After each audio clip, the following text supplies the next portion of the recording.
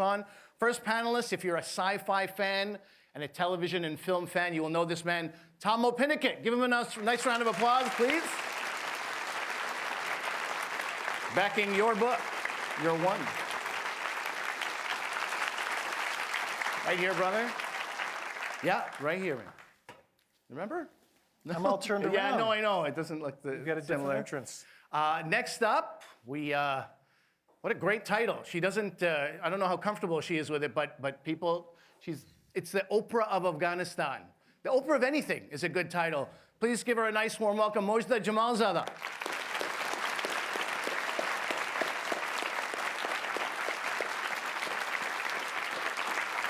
Mozhdah, everything works, good. You can sit over here. Next up, fashion icon. Are you comfortable with the word icon, Jeanne? I hope so. No, not at all. Pretend. Let's own it. Jeanne Beker, everybody.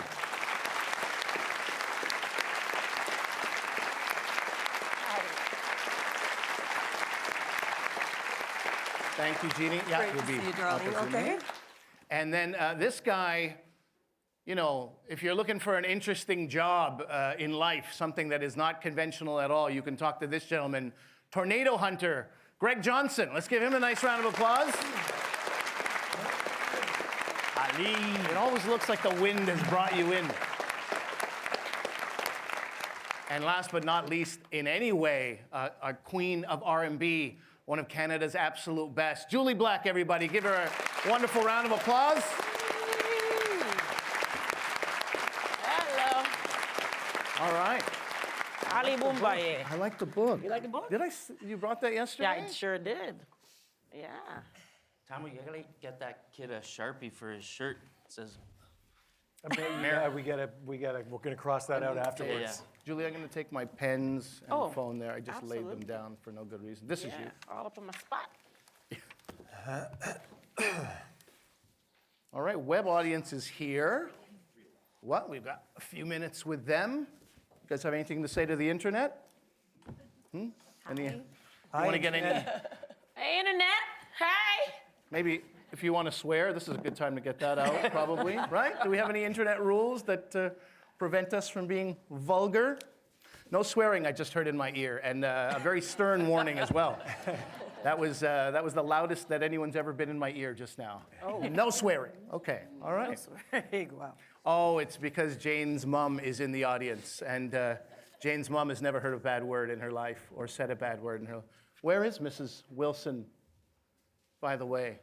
There she is. Hi, how are you? Right down the barrel. Nice to see you. Hello. So no vulgarity in the Wilson home, is that right? None whatsoever, okay. Yeah, no, I know that. Kind of handcuffed us here. In my house, we had a lot of vulgarity. Voluntary. We ask didn't. if anybody's here from happening. Germany. Ask if anybody. Is anybody, yeah, do we have anybody from out of town? Somebody was here from Bermuda yesterday. I don't know if they came for this, but they suggested they did. Where are you guys from? Still here. Oh, You're from Bermuda, all right. Did you come here for this?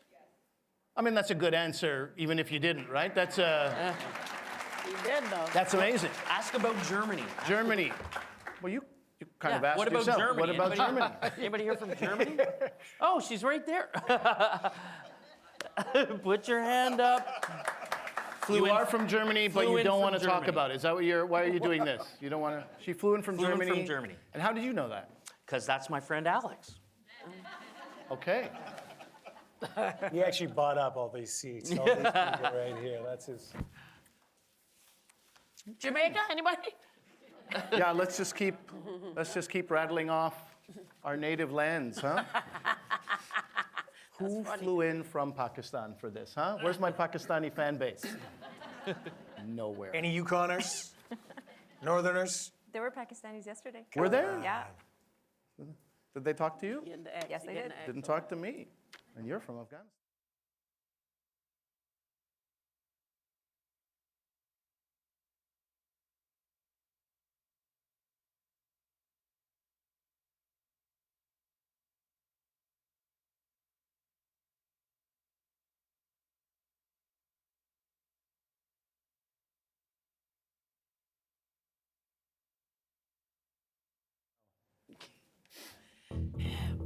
You see that music? It's day 2 of the Battle of the Books. Your panel eliminated the first title yesterday. One more will go today. Which one will it be? You'll find out soon. I'm your host, Ali Hassan, and this is Canada Reads.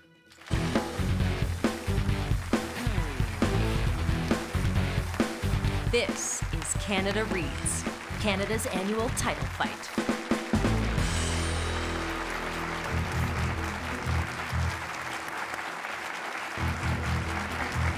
Hello and welcome. It is day 2 of the Great Canadian Book Debate, and all 5 panelists actually came back. Congratulations on that. They're sitting around the table with me now. Beginning on my left, Tahmoh Penikett. He's defending the novel American War by Omar Akkad. Hello, Tahmoh. Hello, hello. Mozhdah Jamalzadah. She was championing the novel The Boat People by Sharon Bala, but it was eliminated yesterday. Hello, Mozhdah. Hi, how are you, Ali? Very good, thank you. Jeanne Beker, backing the memoir Forgiveness by Mark Sakamoto. Hello, Jeanne. Hi there. Greg Johnson, advocating for the memoir Precious Cargo by Craig Davidson. Hello, Greg. Hello, Ellie. And Jully Black, defending the young adult novel The Marrow, Thieves by Cherie Dimaline. Hello, Jully. Hi. All right, day 1 was a tough day for everybody. It moves very quick, and then it is always hard to see that first book eliminated. We had a debate bordering on tense from time to time. It looked like any title could go. In the end, it was very close. The vote was, Mozhdah had voted against The Marrow, Thieves. Greg had voted against The Boat People. Tahmoh had voted against Precious Cargo. Jeanne voted against American War. So 4 books, 4 different votes. And that meant it all came down to Jully, and she voted to eliminate The Boat People. Mozhdah, that brings me to you. You were defending The Boat People, novel by Sharon Bala. How are you feeling today? Well, I cried myself to sleep last night. Okay. No, I'm totally kidding. Okay, great. Oh, what a start that was going to be. That's a good actress. Strong performance right there. Taking our heart. Actually, me and Sharon talked yesterday, and we're both like, we're free. We're free. That's the way to All look that at it. stress, it was so stressful. But now we get to enjoy the show. She's enjoying it at home, watching the rest of it, and I'm enjoying it now. And I do have to say that, it was a little bit upsetting to see it go so fast because I really, truly love this book. But I believe that, just having this book on this amazing show, being selected as one of the 5, it already feels like a winner. Mm-hmm. And that's how Sharon feels, that's how I feel. It's been less than 2 months since its release. It's already on the national bestseller list. Right on. Yeah. I think some of it has to do with CBC, but having it be her debut novel, it's very impressive. So, and I think avid readers are absolutely going to love it, and it's going to continue to stay on the national bestseller list. I can guarantee that. So, Great. Thank you, The Mozhdah. Boat People. The Boat People. That's a great, sort of final goodbye to the book. All right, panelists, let's talk about the 4 titles that are still in the running. We'll go clockwise around the table. We're going to hear from each of the authors. Tahmoh is on my left, so we'll start with American War. And we'll end with The Marrow, Thieves, which is being defended by Jully, who is on my right. Are you ready, panelists? Yeah? Let's do it. This is, in fact, the best time to listen because we're going to hear from the authors. Tahmoh, you're defending the novel American War. Yes. Here is the author, Omar Akkad. American War is the story of a second American Civil War, which takes place about 5 or 6 decades from now. It's fought over a fossil fuel prohibition. It's a book set in the future, but it's concerned almost exclusively with the present and the past.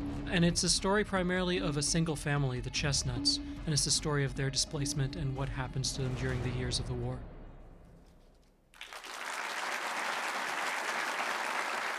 Okay. So yesterday, Jeanne voted against American War. How are you going to win her over today? I'm going to win her over with the facts. I'm going to sway you by explaining why this is the most important book that Canadians need to read today, and not just Canadians, anybody. This is a cry for empathy. Empathy is one of the most pressing things facing humanity right now, the loss of it. And I'm going to sway you, I promise you that. I can't wait to hear what you have to say. All right. Thank you, Tahmoh. Mozhdah, the boat people, was eliminated, so we won't come to you right now, but we're excited to hear what you have to say during the debates later on today. You're a free agent, and that wields a lot of power at this table. So we're going to move on to Jeanne right across from me and the memoir Forgiveness, a Gift from My Grandparents. You are defending this book, Jeanne. Let's listen to the author, Mark Sakamoto. Forgiveness is the story of both sides of my family during the Second World War. My paternal grandparents were removed forcibly and were interned. My maternal grandfather was sent to Hong Kong and spent the balance as POWs for the Japanese. They, brick by brick, put their lives back together and recognized that they needed forgiveness to find that hope, to pass on that hope. All right.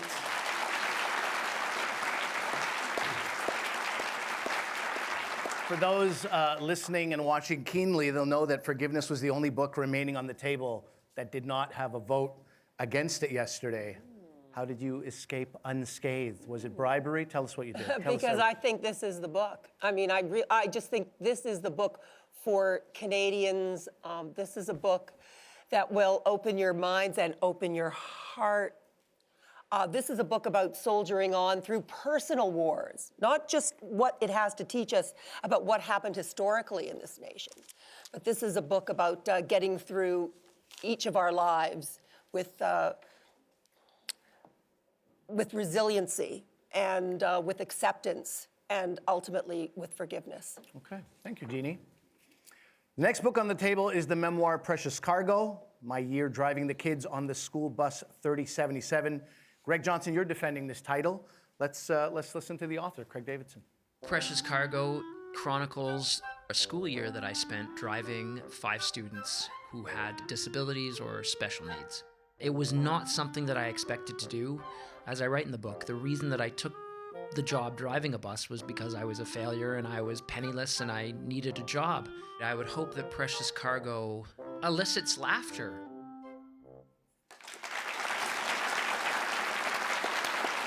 That was Craig Davidson, who actually sounds a lot like Craig Johnson. I Your actually, when he relationship started is- speaking, I was like, oh, is that that me? me? I don't Yeah. remember recording that. Yeah, but- I never said those words. Yeah. Tahmoh voted against Precious Cargo yesterday, you might recall. What is your plan for today's debate? Listen, Craig said it in the introduction that it's about laughter, it's about humor, it's about understanding that people with special needs are approachable, they're important, and they're just as much a part of our society as anyone else. The thing about Tahmoh voting for it, I mean, he's wrong. And so we'll get past that. You're still a good guy. You're still a good guy, and I enjoyed American War very much, but we'll convince him today with humor and emotion. Okay, thank you, Greg. Time for the final book on the table, the YA novel, The Marrow, Thieves. Jully, you are defending this title. Let's listen to the author, Cherie, Dimaline. The Marrow Thieves is a story that's ultimately about survival, and not just survival, but thriving in a desperate sort of future. The general population has lost their ability to dream. Everyone except for Indigenous people in North America. The book joins a group of Indigenous people who have banded together to try and escape from the recruiters who are sent to bring them to schools where their marrow is harvested for the ability to dream.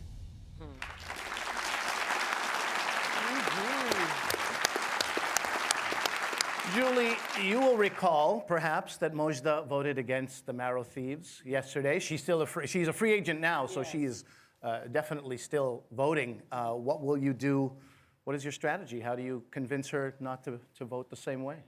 Well, I wholeheartedly believe what you said yesterday about this book being, if you had this book in high school, it would have helped you get a clearer understanding as a youth.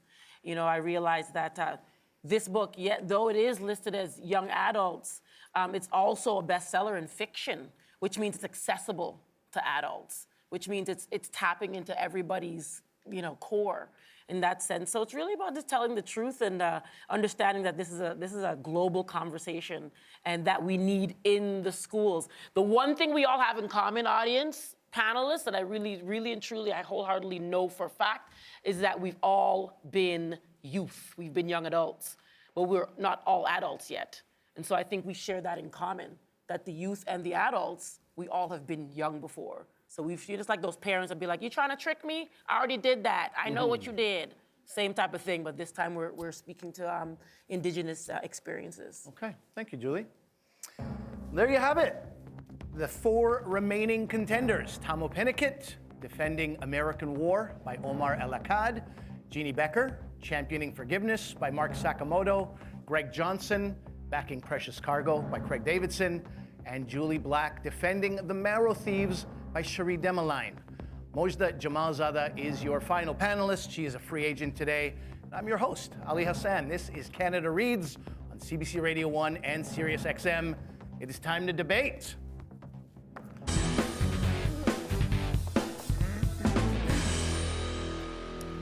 Okay, for this round, I want to start with something that Jully, you had said at the very end of the show yesterday. We didn't have time to fully go into it. You were discussing the memoir Forgiveness by Mark Sakamoto, and Jully had said that it felt like 2 short stories joined together. So I want to talk about the structure of the book and how well it worked for you. Tahmoh, can we begin with you? How well did the structure of Forgiveness work for you? That's an interesting question. To be honest with you, when I started reading it, I was questioning the structure right off the top. The way it started, it engaged me. I felt like it, and again, and I say this with the utmost respect, it felt like a little bit of a clunky switch. At first, once he started getting into his grandparents' story, I was like, the transition seemed a little rough to me. And again, I say that with the utmost respect. It just, overall, I think the story is fantastic, but that switch, it didn't really start to make sense. I feel like the book didn't start getting its pace until I was well into the grandparents' story.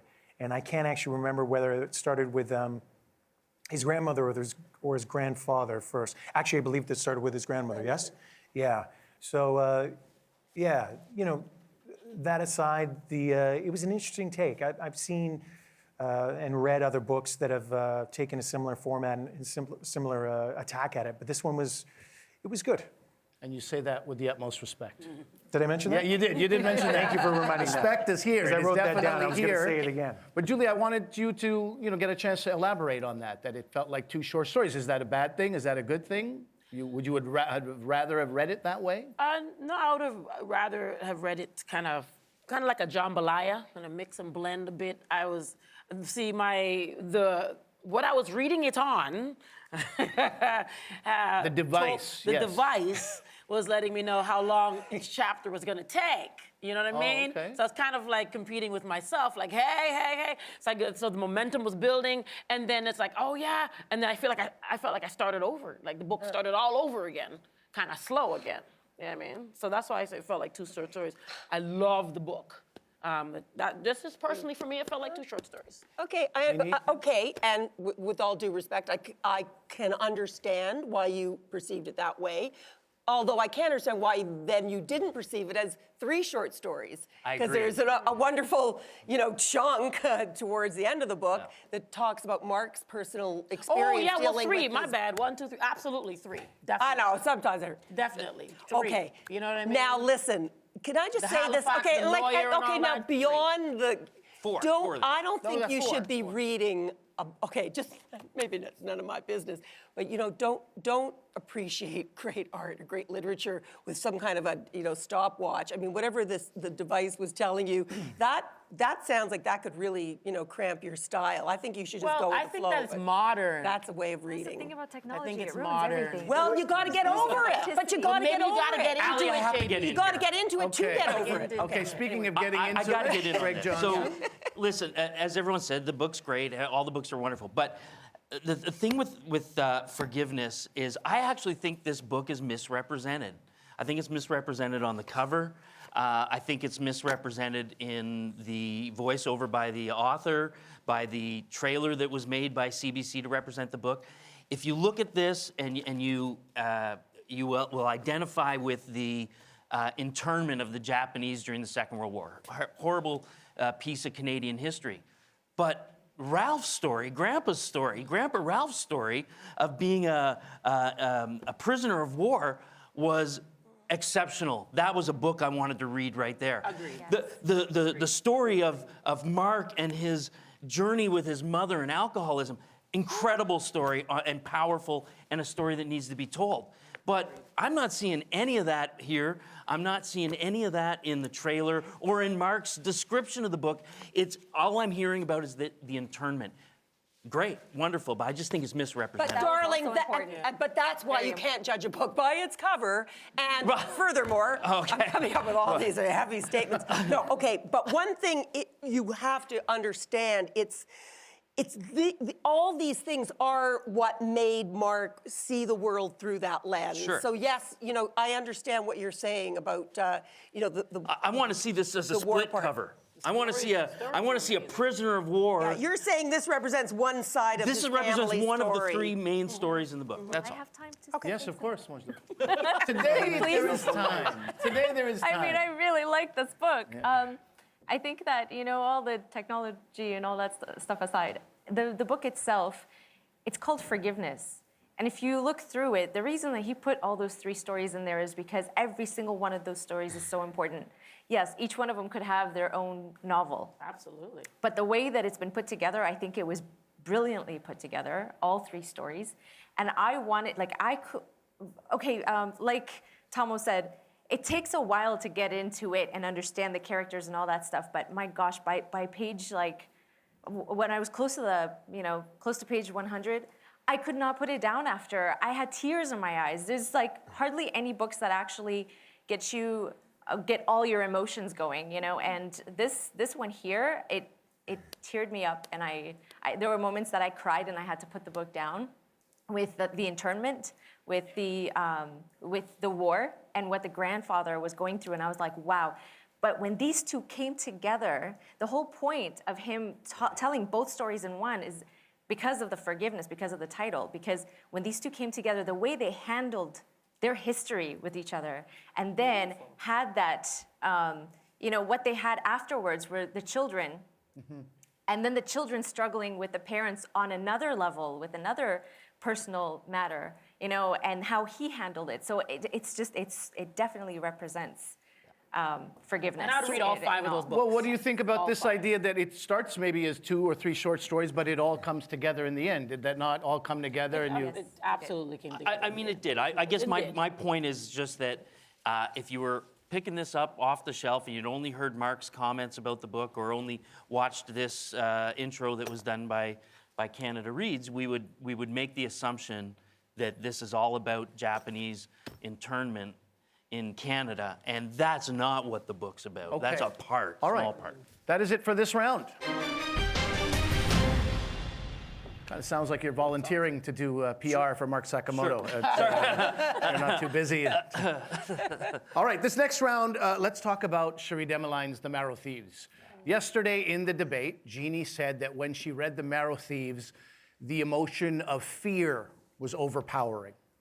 Can you talk a little bit more about that, Jeanne? Well, I don't think there's anything, listen, if we think back to what happened, with all those kids at the residential schools, yeah, you can't even begin to imagine what the level of fear was like and what the level of, despair that it left them with could be like. So I'm not, saying, and just because it instills too much fear, I didn't like the read or I didn't like the book. A little bit privileged, a little bit colonial at times. Pardon me? We haven't experienced what they've experienced. Of We say course. darkness and fear. Imagine an Indigenous person saying they can't even say Of course. that was dark or fearful. I They can't understand. even utter those words. But what I'm saying is that this book, and especially as a book geared to young people, which it is, and I do think a lot of it's a great book for young people for a lot of different reasons that we can talk about later too. But it also is a book that could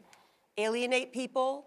I think it's a book that not everybody could take because it's a constant. Because it's the truth. Well, no, I don't know if it's the truth. You know what I mean? It's a piece of I mean, fiction. the truth I mean, it's a hurts. piece The of. truth But does hurt. this is not It's a written real from a life truthful book. place. Well, oh really? When's the Yeah. last time you harvested bone marrow? Well, let's speak. Let's You know. how about we speak to the author who is an actual Métis. Yes, she is, and right? all, who is and I have telling stories. utmost respect for her. She obviously has lived her So experience. we speak about slavery and Holocaust. Let's speak about indigenous experiences, I'm even not- if it's through please, fiction. I'm not. Let's have our. I'm not our negating youth that, Julie. have a All I'm voice. saying that for me and from my perspective, this book instilled a kind of anxiety that I would think could end up alienating certain people Who? that would read it. Who certain people? Well, I'm not going to name names. Name I just names. feel- Black, white, who? You, women, no, anybody. women, I actually think Indian, even who? for Indigenous kids themselves, it's the kind of book that kind of almost advocates Well, a segregation. I think, Tahmoh, Jully, I think this is a good time to bring in Tahmoh because your mother, you were saying that she attended residential schools. Attended is not the right word, obviously. Definitely she was didn't attend. scooped. That was required by Required, law. yeah. And And if she didn't go, still then you my, were not my grandmother would have been sent to jail. She would have been picked by the RCMP and sent to jail. right. Yeah, so not just Despite my mother. that fact, Yeah, this book did not resonate with you on some levels. I never said that. The book resonates with me on many levels. I absolutely agree with Julie. I think it is so important. I think it is imperative that we talk about Indigenous issues in this country in particular. I can tie that into American War. But Bone Marrow is effective in many ways because one of the main things I like about the book is that you've got a young Indigenous protagonist. Okay, that's a beautiful thing. We don't read a lot about that. This book is doing really well right now. Apparently, it's doing well in the States. That makes me happy.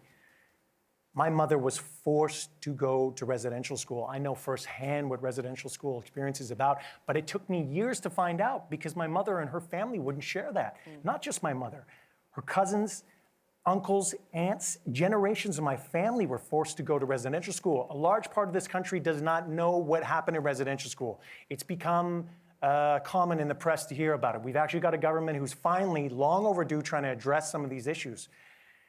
You guys have no idea the horrors that went on there. No idea. We are talking about systematic and premeditated cultural genocide. Cultural genocide at the highest level. We're talking about havens for pedophiles, psychological and sexual abuse for a lifetime. It's very easy to judge Native Americans, Indigenous in Canada and North America when you see them struggling with alcohol addiction on reservations, these problems that are insidious and continue on and on and on again, and because we don't know their story.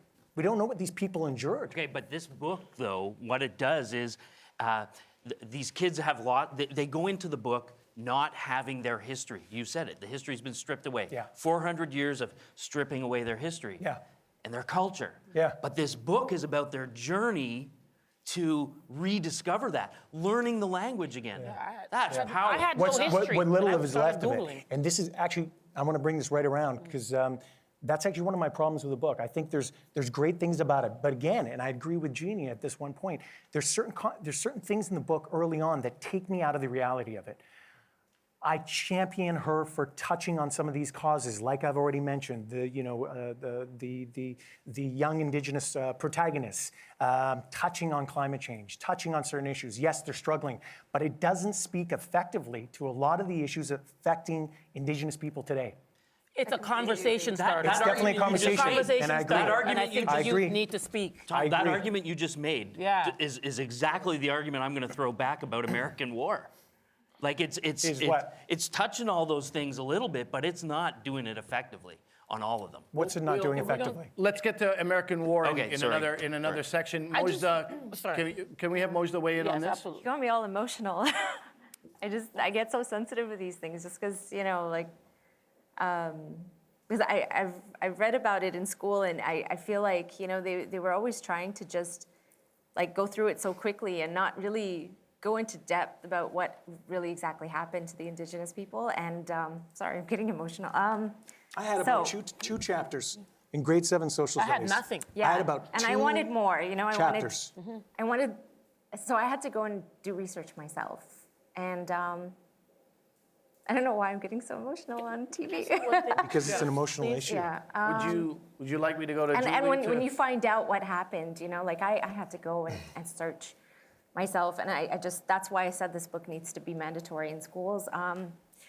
But at the same time, like Tahmoh said, I don't feel like if she had told a real story, I would have felt it with like all my heart and with this because of the bone marrow and the dreams threw me off with this book. Wait, but do you know? And I didn't like the ending. Do we have to know? And I was do we have to see exhausted at the blueprint end. Or the architecture of a residential school? Do we have to know what the Marrow represents? That's right, yeah. Right? We don't need to see what's behind the drywall in a residential school to know that that wasn't right. No, but I You know think, what I mean? So the whole dream personal situation. account, Julie, personal account personal would be so account. much more I mean, that's effective. why, like, you know, memoirs of Holocaust Okay. survivors are resonating. Well, so how about profoundly this? now. How about this is why.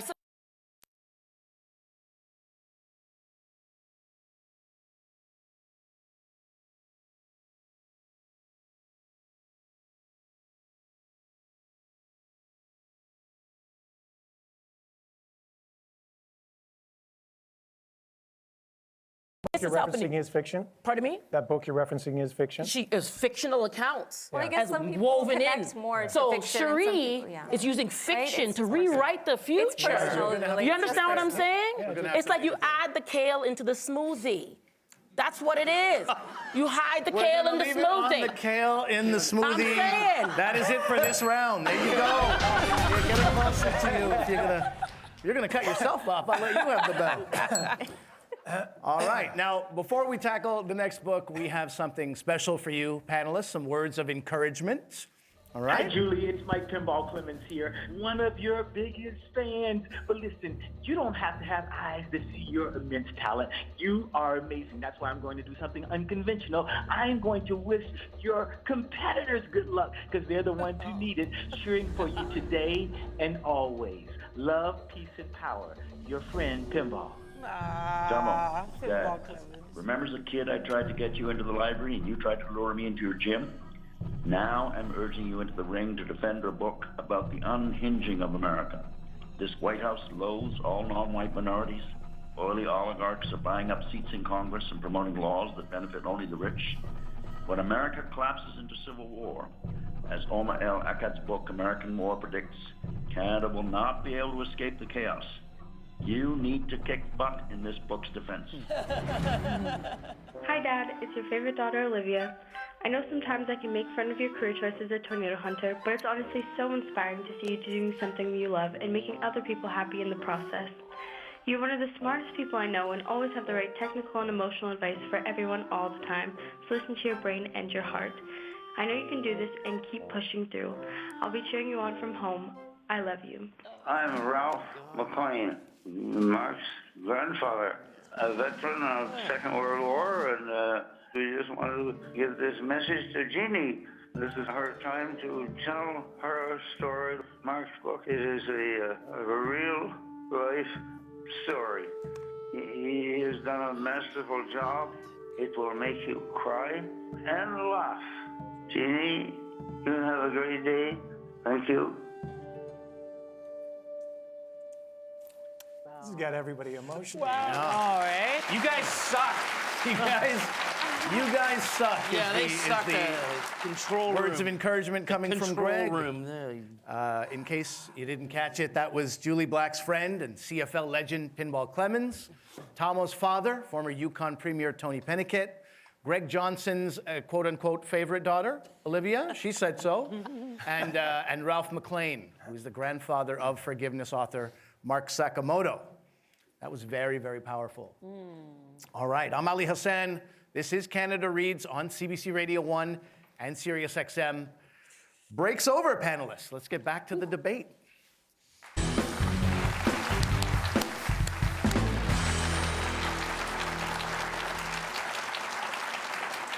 All right, for this round, let's turn to Precious Cargo. In yesterday's debate, both Tahmoh and Jeanne mentioned that they felt Precious Cargo didn't reveal enough about its characters, the kids on the bus that Craig drove. So how fully realized were these characters for you, Mozhdah? I agree with Tahmoh and Jeanne in terms of not being able to connect enough with the kids. But overall, other than that, this book was a breath of fresh air. I'm going to be honest, I left it for last because I didn't think that I would like it as much as the other books.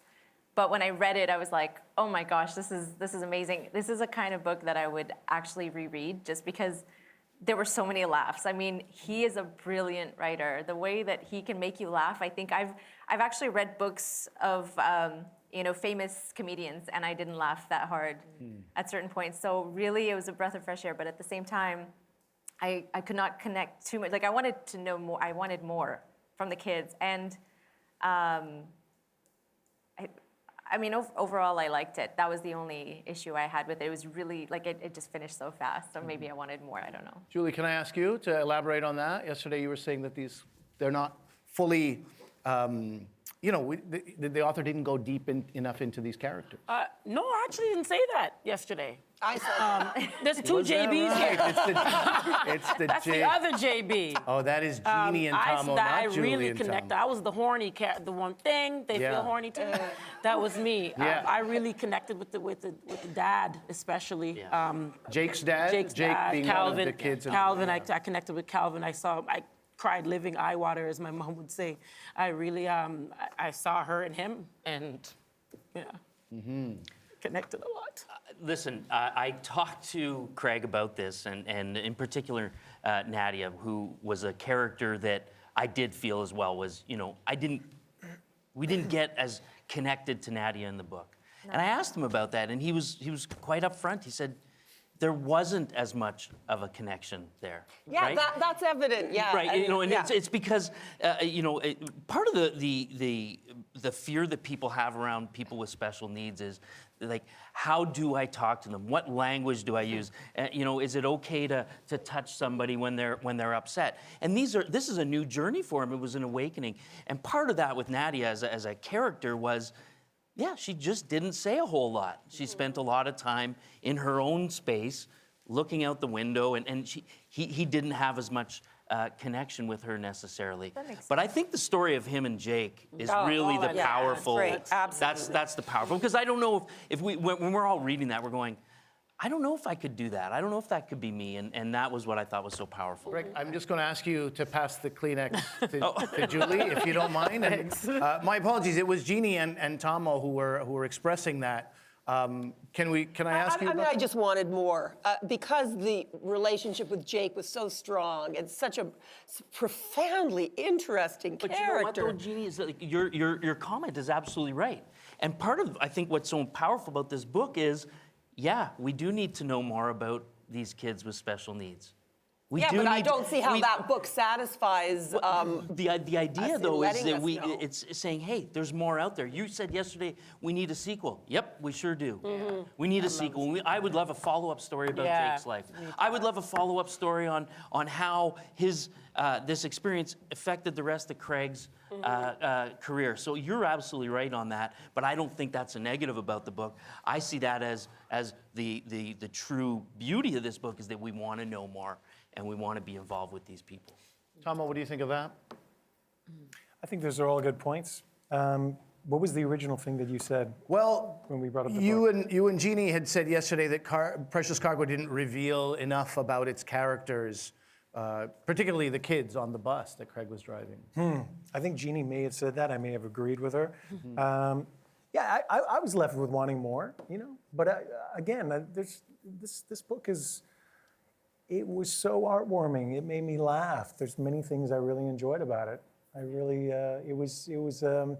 it's different than most things that I haven't read anything in tone very similar to it. Would you say though that what if I'm paraphrasing you? That the world needs a book like this right now?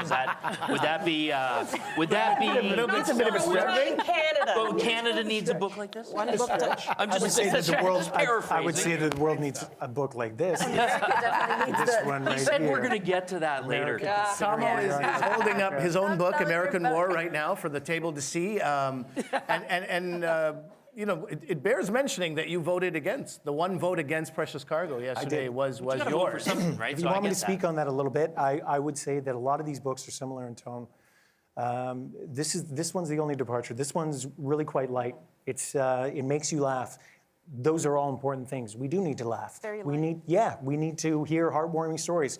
Craig's one of the accounts that really affects everyone at this table, from what I've discerned from listening to you guys the last couple of days, is just him talking about his youth and growing up, who Craig is. I think we all just want to hang out with Craig. Yes. We knew a Craig growing up, didn't we? We all knew one.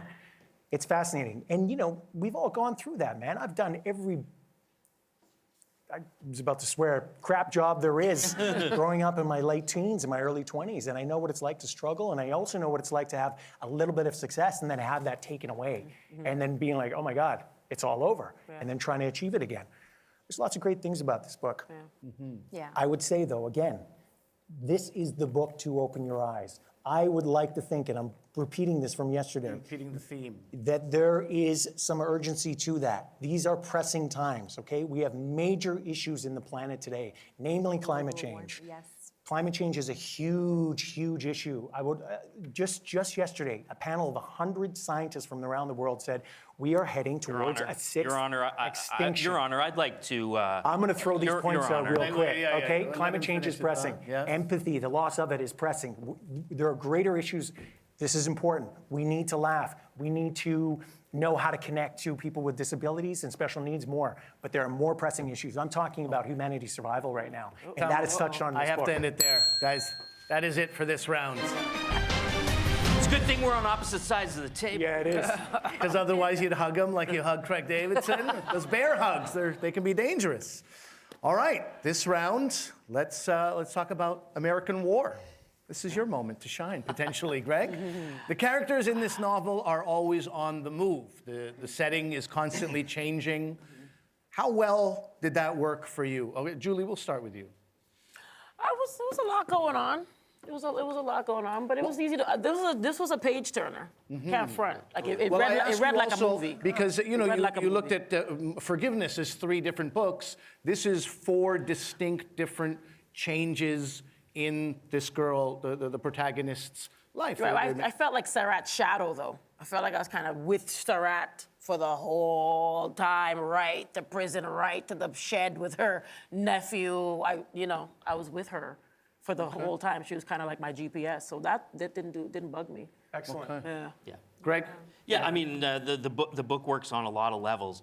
And this is where you and I are gonna, Tahmoh, you and I are gonna disagree to disagree. But I don't think this is a book that's opening a whole lot of eyes. If it would have gone down the climate change road, that would have been the overarching theme. I think that would have been important.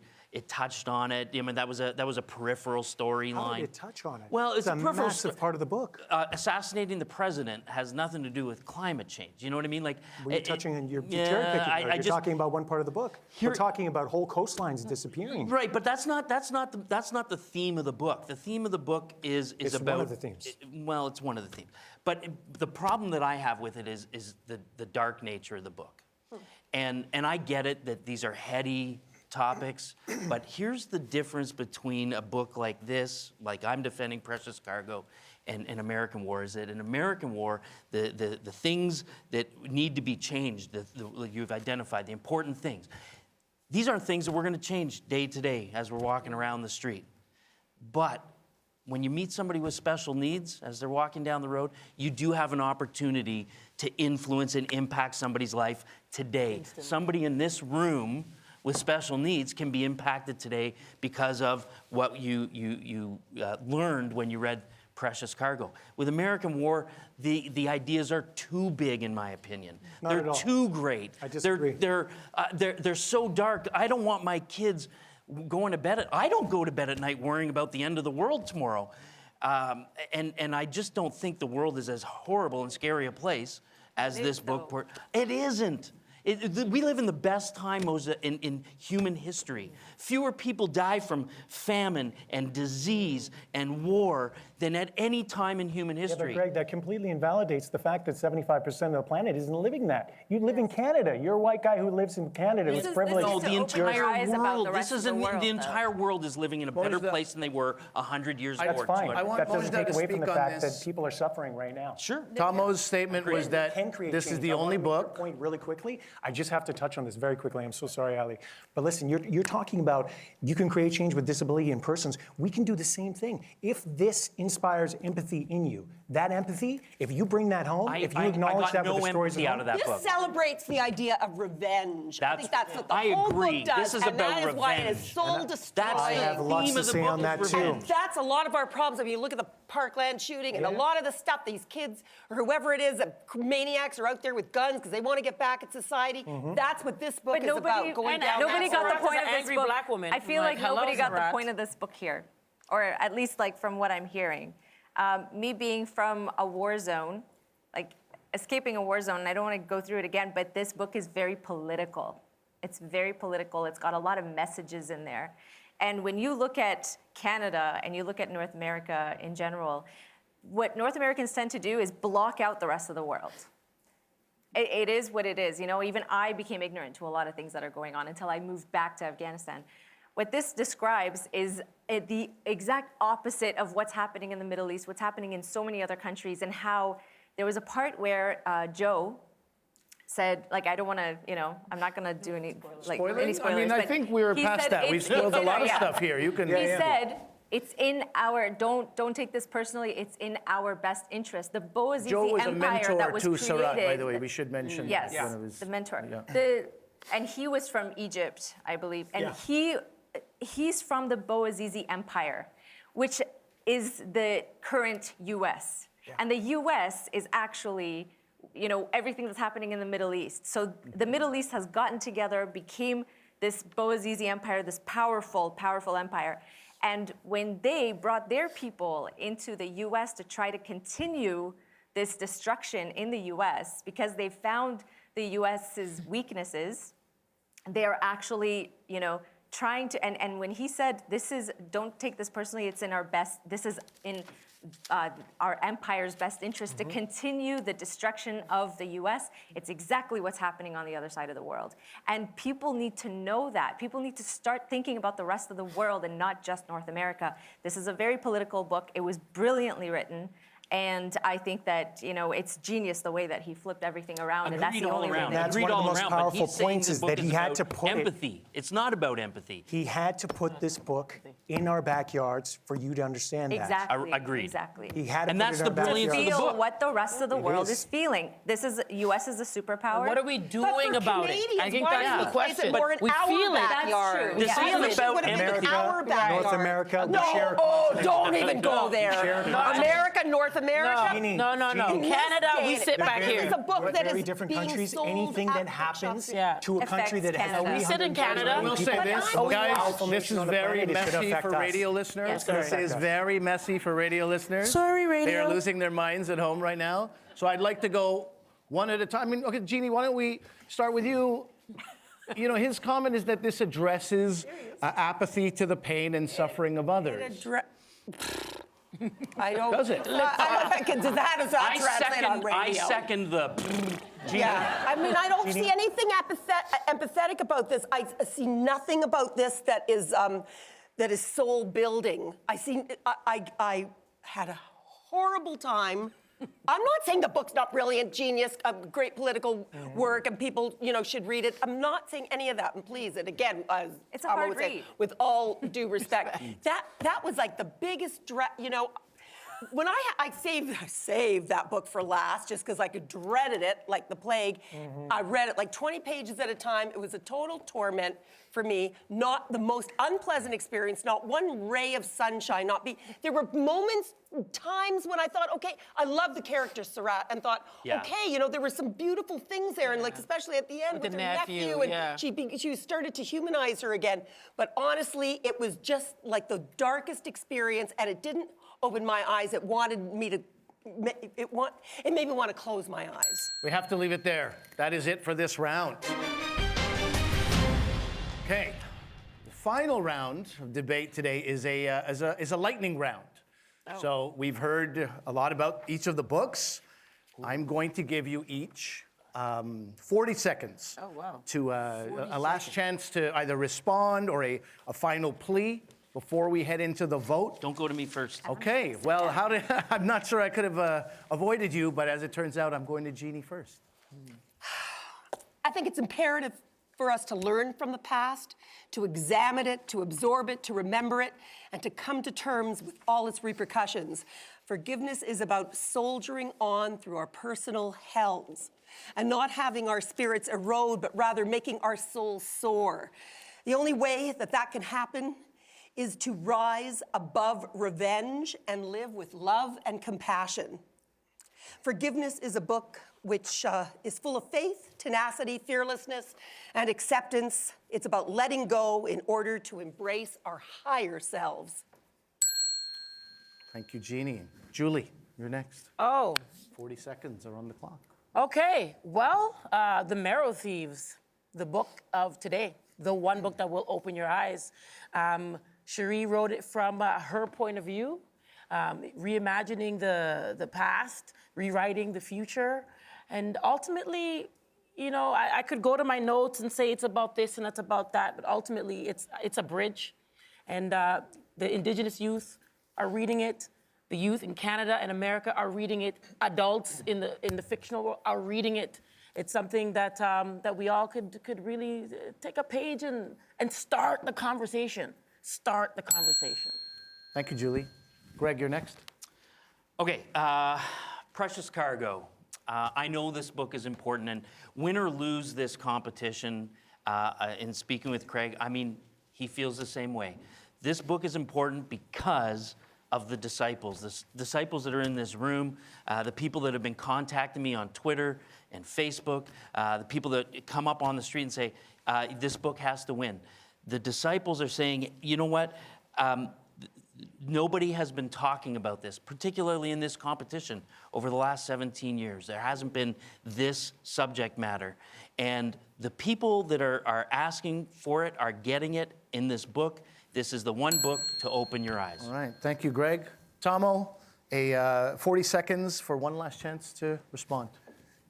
These are urgent times, you guys. I'm speaking from the heart. I think it is imperative that we speak on these issues. This is the only book that touches on so many different subjects. We are talking about war. We are talking about climate change. We are talking about child soldiers. We are talking about radicalization. We are talking about why that happens, the loss of innocence. These are all issues. They're dark. They hurt. They are ugly stories. They are very hard to hear, as is indigenous issues in this country, residential school. These are dark stories. Guess what? Sweeping it under the rug does not help anyone. It does not help. The only way forward, the only way to get empathy is to hear the truth and to have understanding. That is time, Tahmoh. Panelists, all right, you made it. Day 2 is almost over. We are about to vote again, because that is it for today's debate. Wow. Goes quick. I don't know. It goes quick again. Wow. It is time to vote. Panelists, grab your ballots. All right, the ballots are sitting in front of you. They have the names of the books, and there is an X. There's a box beside each book. Mark an X beside the book that you want to eliminate from this competition. Michelle from the Canada Reads team is coming around to collect your ballots. Yeah, I felt we had time to breathe today, and yet it still comes very quickly. Which title will be eliminated today? Will it be the novel American War by Omar Akkad, or the memoir Forgiveness by Mark Sakamoto? Will we say goodbye to the memoir Precious Cargo by Craig Davidson, or the YA novel The Marrow Thieves by Cherie Dimaline? Sharon Bala's novel The Boat People was eliminated yesterday, and another title will join it today. So we are waiting for the ballots. In the meantime, we can reflect on some past Canada Reads. This show has been taking place for 17 years. Wow. This type of stress and tension and this dynamic is on display every year. Who's the coolest person ever to be on this show? Well, you know, you're tied for. You're tied with about 27 other people. You're Alan up Thicke there. was on this show. I was just going to say Thicke Alan was on. Thicke. Yeah. Really? Was on Alan show. Thicke, yeah, he was was a All right, Greg, you may have made an impact yesterday with your anger about how long the ballots take. I have the ballots in hand. Greg Johnson, let's start with you. How did you vote? I voted for American War. When he says for, he does mean against. Against. That is one vote against American war. Tahmoh, how did you vote? Precious cargo. Stuck with your vote from yesterday. I'm gonna flip this table. Bring it. This table is definitely pinned to the ground, but thank you for your efforts there, Greg. One vote against American war, one vote against Precious Cargo. Jeanne Beker, how did you vote? I voted against Marrow, Thieves. One vote against the Marrow Thieves. Groans from our studio audience. All right, so that is 3 votes for 3 different books. Jully Black, how did you vote? I voted American War just because it's American. Okay. It's about America. All right. I want to speak about Canada. That is 2 votes against American war, 1 vote against Precious Cargo, 1 vote against the Marrow Thieves. Mozhdah, Jamalzadah, you are going to be the final voter here. What can happen at this point if you vote for American war will be off the table and out of this competition. If you vote for Precious Cargo or the Marrow Thieves, we will have a tie. So let's find out. How did you vote? I was being a little strategic. I'm so sorry, Greg. I voted Precious Cargo. Precious Cargo, we have a tie. Okay, well, what do we do in the event of a tie? You might be wondering. Let's turn to the Canada Reads rulebook. We have a tie. The panelist who did not vote against either of the books up for elimination must break the tie. This is the case even if that panelist is defending one of the 2 books up for elimination. Jeanne Beker, that is you. You are the person. Your book is not here, so you have to make the choice, and we don't have very much time to do it in. Precious Cargo and American War are both tied, and you will have to make that vote, that decision right now to break this tie. And we need that done right now, Jeanne. I'm so sorry. I'm a Pisces. I know. 2 fish swimming in different directions. I'm a radio host, and this is going to go dark at one point. Okay. Oh my gosh, my stomach's turning. I vote against Precious Cargo. Oh my. Precious Cargo has been eliminated. I'm so sorry. Wow. Oh. Greg Johnson got out of his seat and spun around. I can't imagine this is a great time to talk to you about this. Greg, can you tell me a little bit about what you're feeling right now? Honestly, I'm shocked. I really am shocked. I'm shocked. I don't know what else to say. Is there something you'd like to say to Craig Davidson? Yeah, I mean, listen, Craig actually said to me the other night, somebody's got to win and 4 people got to lose, and he's okay one way or the other. It's not going to change his life. It's not going to, it's not the end of the world, right? Mm-hmm. There's, as you said, bigger fish to fry. But it's still disappointing because I do feel so much in love with the book. So, okay. And listen, go out and read it, everybody. Just go read it. We got to end it there. That is it for today. That is it for Canada Reads. Day 2 is done. 2 days down, 2 days to go. Thank you to our panelists, Tahmoh Penikett, Mozhdah Jamalzadah, Jeanne Beker, Greg Johnson, and Jully Black. I'm your host, Ali Hassan. Thank you for joining us. We will see you tomorrow. Until then, read on, Canada.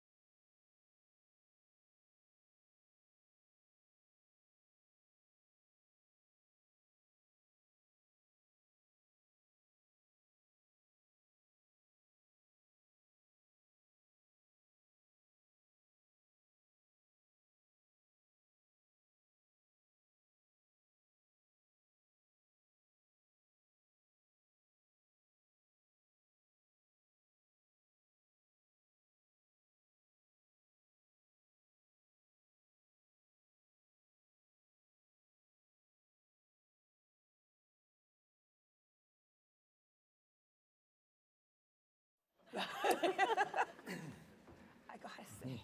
Is there a bartender? Is there a bartender? Greg's asking. Yeah, I mean now, if not now. Okay, we're going to start with our throws, guys. How I feel. You know, This is the final touch.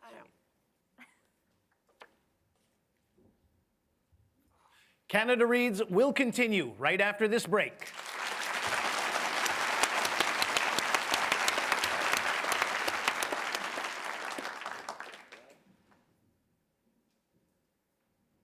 More debates coming up right after this break.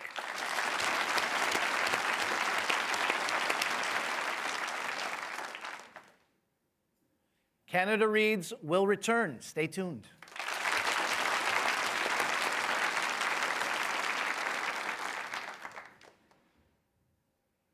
Stay tuned for more Canada Reads.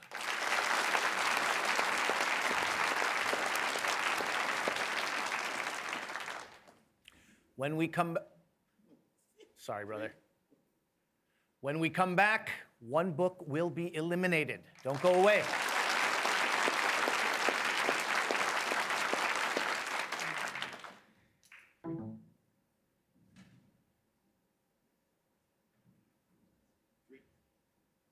Hey, we're going to stop right there. More coming up right after the break.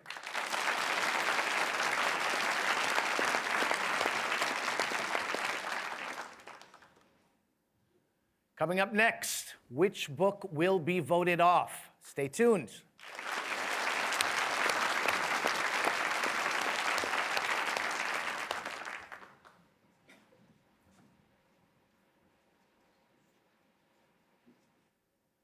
CBC's Battle of the Books continues after this break.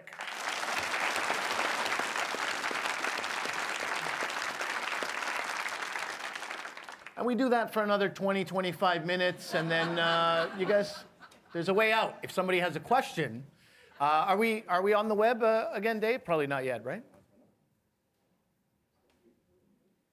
We are. Yes. We are on the web. All right. Do we have any questions from our live audience? We do, right over here. Jeanne, why did you decide to vote against Precious Cargo and not American War? Because I thought you were going to vote against American War. I know. Didn't everybody? Because I'm full of surprises. You know, as much as I loved Precious Cargo, because there's so many great things about that book, and it just really did touch my heart, and it's a wonderful book. I just, from the get-go, never felt that it had the gravitas to be in the competition. I don't know how else to put it. Not to say that this, you know, it's not an incredibly serious, you know, matter, the way we deal with one another and just our compassion and the problems of, you know, kids with special needs and all that, my God. But there was just something kind of lightweight about the book, I felt, at the end of the day. And I didn't, if anything, I do think it's a book that, you know, should be mandatory, you know, reading in schools. I think it has some strong messaging about bullying and about, you know, sort of awareness of people with special needs. But I think for most of the adults that I know in my life in this country, I wouldn't say this is the one book that you have to read, because I think if you don't know that stuff by the time you're an adult, I don't know if there's much hope for you. I don't think this is going to change your mind. Yeah. Right. All right. We have another question from the audience. Greetings. The prompt is to all the panelists. I'm wondering if you could extrapolate, elucidate an author today that in the Western canon, the Canadian canon, that represents the dystopian visions, because most of the works are trying to enlighten us on that dystopian vision. Who would render a similar comparison to one of the authors in the Canadian canon? Other dystopian authors not represented. That would best here represent today. some of the works today. You guys, is that something you read typically, Tahmoh? Sometimes, I mean, I read a lot of stuff. Well, there you go. I think Jeanne just answered. Margaret Atwood. Margaret Atwood. Margaret's probably done it better than anyone. And you look at the success of *Handmaid's Tale*. I read that back when I was in college, like way back. I mean, look at how resonant and timely that novel is today. And I doubt she would have, I hope that she wouldn't have thought that we'd be at the point that we are today when she wrote that back in the 80s. That's good. Yeah. That was good. That was a good one, Jeanne. What was it? The Book of Negroes. Was that, who was the author of that? Lawrence Hill. Lawrence Hill. He's Canadian, right? Or Lawrence Hill is Canadian. Book of Negroes is a past Canada Reads winner, in fact. Yeah. That would be one, right? No, dystopian. Dystopian, Future. oh, okay. Future. Future. Right. Yeah, true. Okay, Margaret Atwood. there you go. That's who we're going with. We have an online question. It's our friend from Pennsylvania again. I think he and I, or I still don't know if it's a he or she, but we're forming a relationship. On YouTube, LC has asked whether Ali has read the 5 books. I hope that question is not coming from a point where I'm looking like I don't know what the hell's going on. But not only have I read all 5, I loved all 5, and my greatest challenge is to have no opinion. It is so difficult. It is more challenging than you think, especially when each book gives you a rise in different ways and makes you think about so much stuff. So, full respect to what you guys are doing, but give me some goddamn respect also. No, I'm not. I don't know where I was going with that. Full respect, but this Respect on my shutting name. my mouth is tougher than.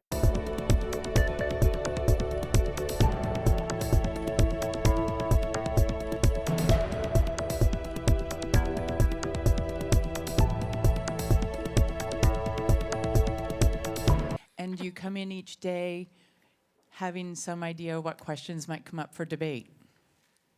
Can I hit that one? Absolutely. Yeah, I don't have any preconceived notion going in when I'm reading it, but I can tell you that going into these debates, I'm thinking of all the challenges towards my book or towards the book I'm defending, and what would the responses be to those. But beyond that, I don't. For me, my book, The Marrow Thieves, did open my eyes to want to know more. So I've been on Google just wondering, what are people saying about this book? What's going on with Indigenous issues?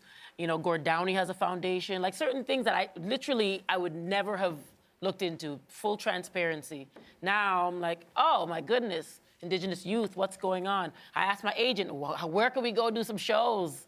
Like, I'm excited to be really in, to serve the community however I can. Oh, great. I have the perfect cause for you. Dare Arts. I'm going to get you involved. Yeah? Yeah. I'm Okay. involved with them. Perfect. For real. It almost sounded Dare like a Arts. threat. Dare. It's a good Like one. Dare. Huge. No, they're Yeah. beautiful. They go, to the far north and they work Please. with Indigenous kids. It's Oh my gosh, brilliant. I could cry. You know what, on that, I'm going to share a story. I'm going to let you read my mother's story, a short story she wrote about when she was 6 years old and trying to run away from residential school. I'm going to share that with you. Love that, please. Yeah, before it's Yeah. published.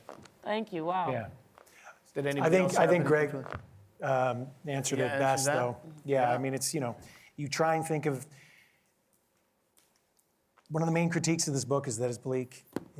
That's one of the things that I'm prepared to defend, and I see it differently. And but we're all coming from different cultural backgrounds, different perspectives. We're all going to approach, and we're going to take in these arts, and we're going to, these writings, art like this, and we're going to interpret it in our own way. So, I just try to be prepared as possible. Okay, another audience question we had over here. Yeah.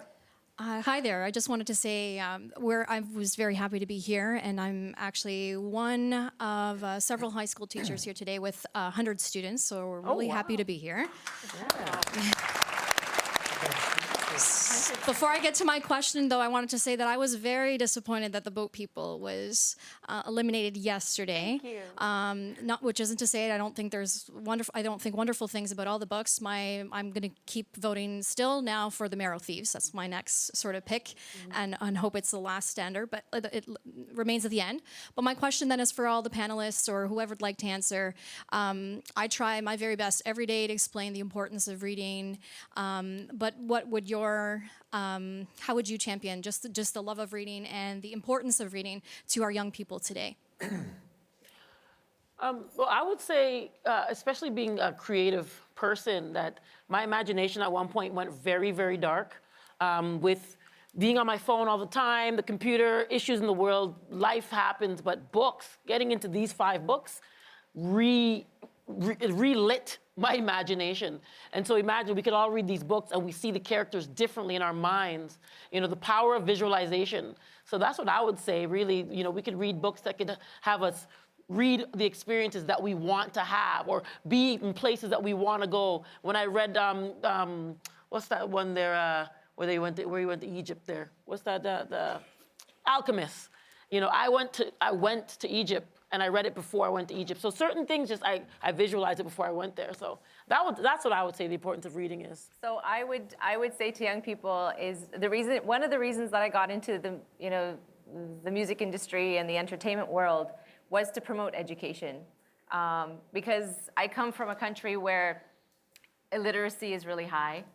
And so that's why my focus was not so much Canada, because everybody here has access to school, but where I'm from, Afghanistan, a lot of, especially young girls, don't have access to education. And so that's what I'm trying to promote back home, is to get people to allow these kids access to school, to allow them to actually attend school, things like that. So that was my goal. And in getting into music, I'm using the entertainment industry as a platform to try to send that message across. And what I tell young students is, there are a lot of parts of the world where kids your age don't have access to education, and they would do anything just for a pen and a pencil and things like that. So you have to keep in mind how important it is and how lucky you are that you're able to get this education so easily, or this access to education so easily. So definitely read as many books as you can.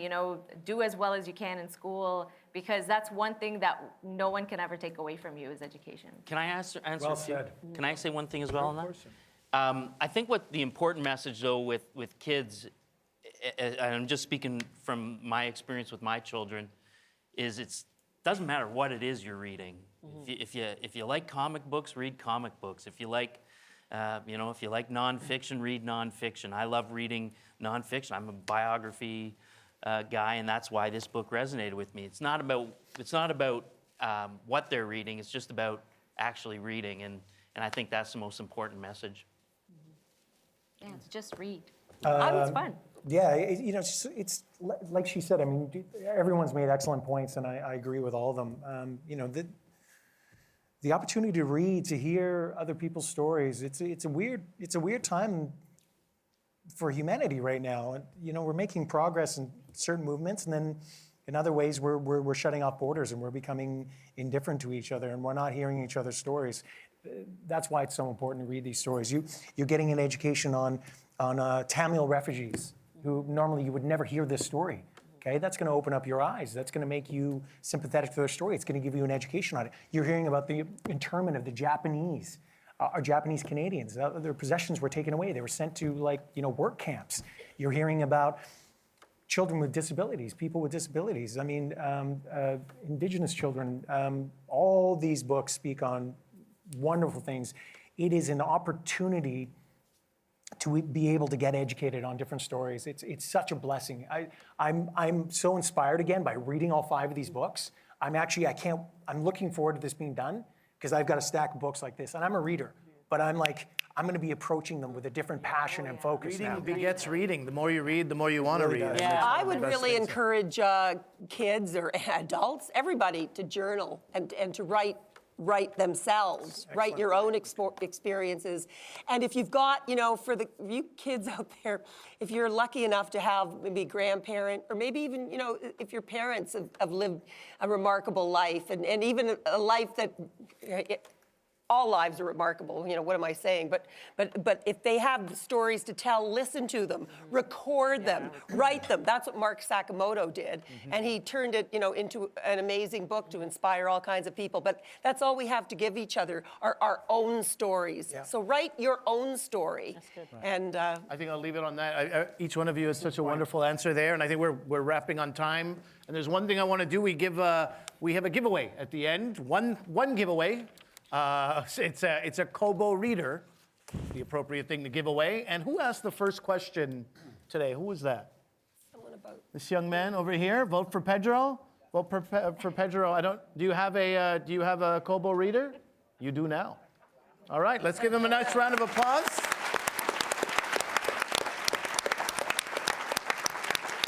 All right, and one last round of applause for your panelists who did such a fantastic job today. Thank you, guys.